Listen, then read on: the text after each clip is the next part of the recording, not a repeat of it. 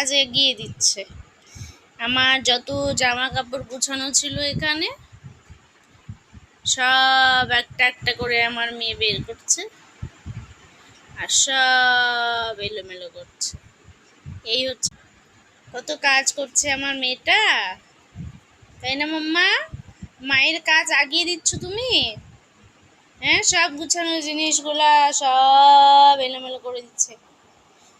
সবাই ভাববে কি তোর মা মনে হয় এরকমই এলোমেলো করে রাখে।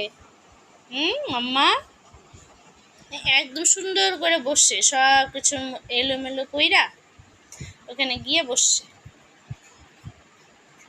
তাই না মাম্মা?